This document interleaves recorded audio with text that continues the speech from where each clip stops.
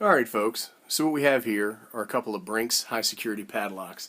I'm going to go ahead and open this package up. We're going to talk about these locks just a little bit, and then we're going to go ahead and we're going to try to pick them and see how that goes. But before I do that, why don't you go grab yourself a nice cold beverage, come on back, and we'll get started.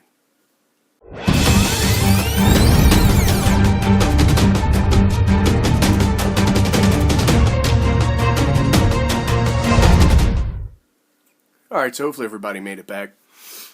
Let's take a quick look at these locks. As you can see, they're branded high security.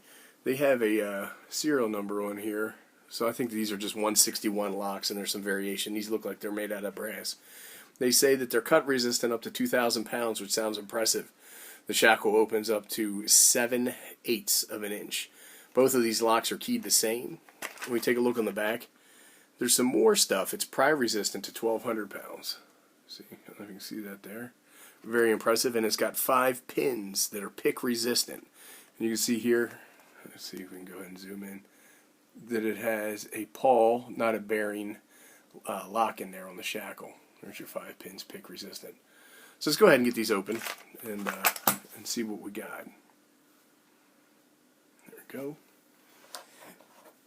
Actually, I don't think I need a knife to go ahead and open this. They open up pretty easy.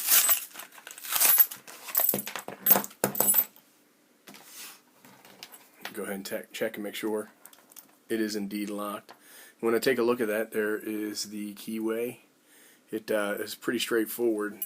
I'm going to use my southward picks here, and then we're going to go ahead. We're going to use the smaller one. See if we can get some tension in there. Now I'm a lefty, and I've mentioned this in other videos, so I kind of pick these locks upside down. The first thing I'm going to do is I'm going to use this Pagoda, which is a Bogota style rake, and see if anything happens.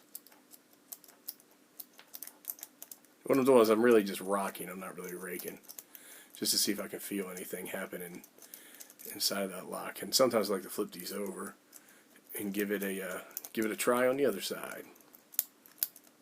You hear something clicking in there, but I'm not really sure anything's happening.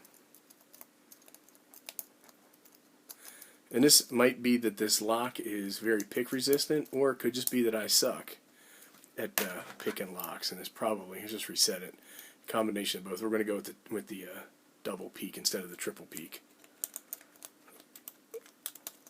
Sometimes you have a little bit more luck with the double instead of the triple. And this looks like we might have a repeat of my last video, and that would be terrible. Let's go ahead and see if we can manipulate those pins at all with a single pick, and see how that goes. And what I'm doing here is I'm just going up and down those 5 pins and just trying to manipulate them a little bit. And you can see that that has turned. So what happens is that when you hit a pin and you get it set to your shear line, and I can do a video explaining what that process is in a little bit more detail with a cutaway lock. Let's go ahead and reset it. But what happens is that you heard that and you saw a turn. So that means that that pin is now set. There's another one.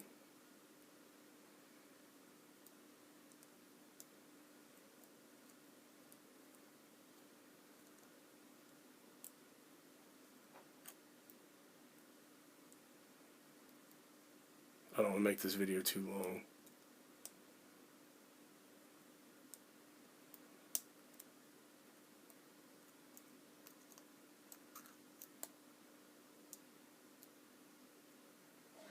I'm just going up and down the 5 pins, seeing if there's any play. Typically they're under spring tension, and then once you get them set, they're no longer under spring tension. You have to be careful though. Let's reset the lock, because you can overset the pins. Okay, so I've been playing around with this for about an hour, and I think I've got it. It was the tension on this lock is a little tricky, so I switched to a little bit of a bigger tension wrench, and let's see what we got here.